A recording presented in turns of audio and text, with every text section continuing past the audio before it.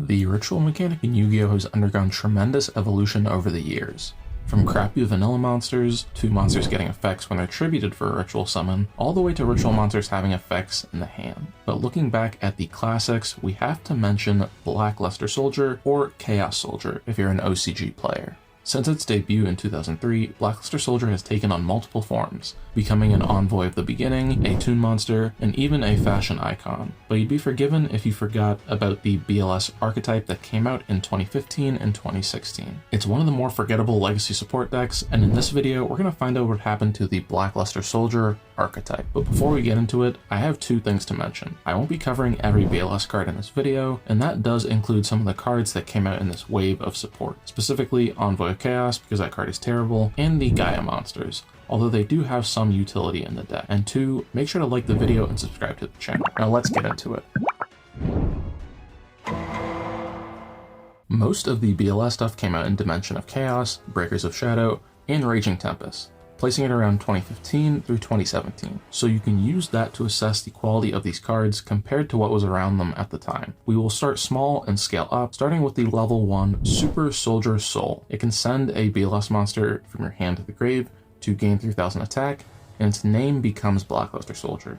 And you can banish it from the graveyard to add a Beginning Night or Evening Twilight Night from your deck to your hand. Thematically, this card is very cool, but the on-field effect is a little lacking. It can help you get the bricky level 8s out of your hand and set up your graveyard, but ideally the effect would change its level 2. But the banish effect in grave is great. Looking at the monsters it can search, we have Beginning and Evening Twilight Night, which are chibi versions of two monsters that we'll talk about later. If either is used to ritual summon a BLS ritual monster, those ritual monsters gain effects. Beginning Night bestows the ritual effects of Envoy of the Beginning, which are a monster banish and an additional attack, and Evening Twilight provides a monster banish and a temporary hand rip. And finally, if they're banished from the grave, they can add a ritual spell and a ritual monster respectively from your deck to your hand. I love the design of these cards. They function as ritual support and chaos support, so they're good fodder for your ritual summons, and they have value in the graveyard beyond just being light and darks. Next, we have their high-level counterparts being Black Luster Soldier, Envoy of the Evening Twilight,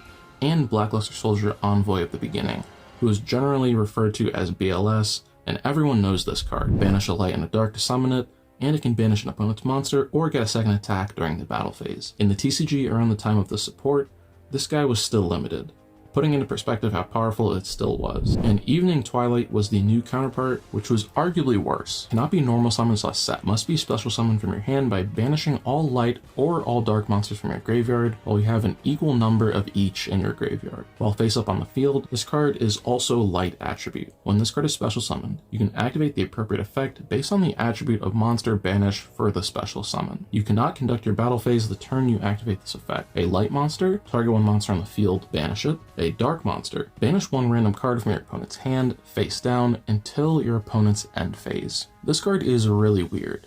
The summoning condition is significantly worse than the original, and you only get the effect on summon. So after that, it's just a body on board. This card is overly balanced in my opinion, and it's probably because the original was still pretty good. A really disappointing retrain.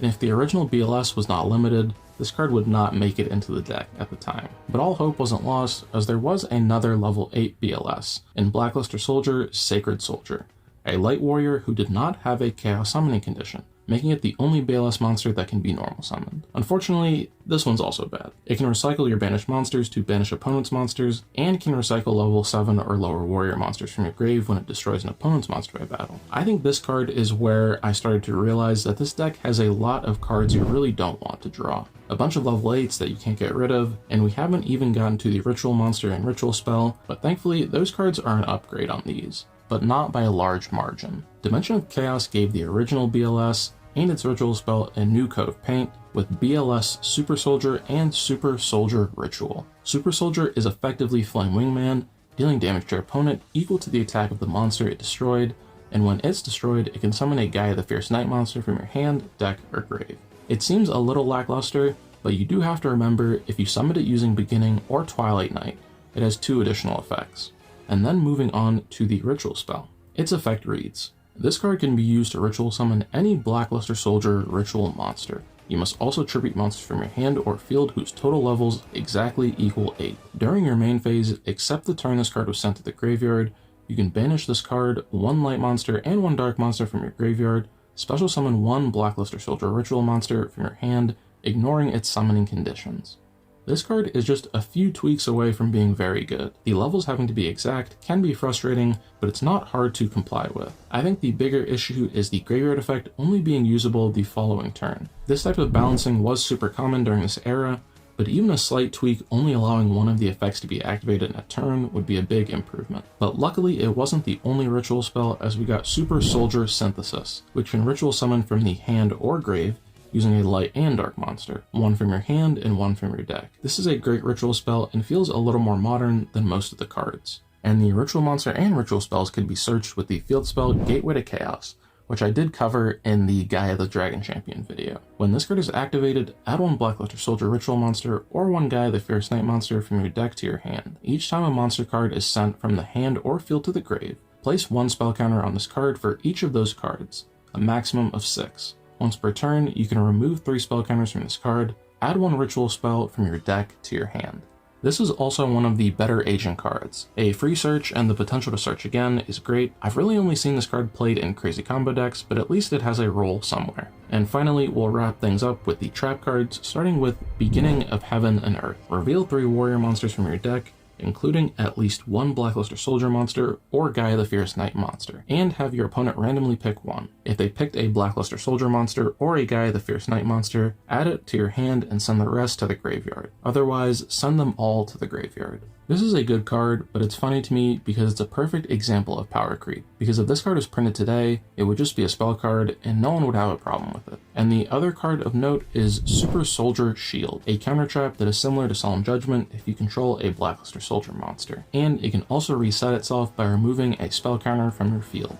When put together, these cards did nothing. I don't remember seeing anyone play this in late 2016 or early 2017, and I couldn't really find any info about YCS or regional tops. The accolades might be out there, but I just couldn't find them. The first real problem I found with this archetype is that it suffers from what I like to call Eye of Timaeus syndrome. For those of you who are unaware, the original Eye of Timaeus card has Dark Magician in its text as it says Dark Magician monsters, but that's not the same as mentioning Dark Magician. And because of this, Eye of Timaeus is not searchable in the DM deck, and this is part of the reason why Gaze of Timaeus is such a big deal. But BLS suffers from the same issue. Most of the cards say Blackluster Soldier monster or Gaia the Fierce Knight monster. This doesn't affect the high level monsters, but it is important for the lower level ones. The level 4s and Super Soldier Soul aren't searchable, although at least Soul can search Evening and Beginning Night. Where this really hurts is with the trap cards. Super Soldier Rebirth isn't that good, but Shield and Beginning of Heaven and Earth are good, and they're kind of stuck in limbo. The second thing is that this deck does not have a good normal summon. Manju of the 10,000 Hands is good generic ritual support, but this feels like a huge oversight even for 2015 and 2016. Blue Eyes had Sage, DM had Rod, and even Dark Magician had Blackstone, which is really saying something. Another point is that this BLS support came out around the same time as the Buster Blader support, and those cards have aged way better. Buster Blader isn't meta, but every couple of years it pops back up. Buster Dragon and the Fusion Monster in tandem are insane, the Link 2 can dump the trap, which sets up your plays, and Buster Dragon Destruction Sword is a very oppressive card. Comparatively, the only BLS card that I've seen recently is Gateway to Chaos, and some Dragon Master Magia decks.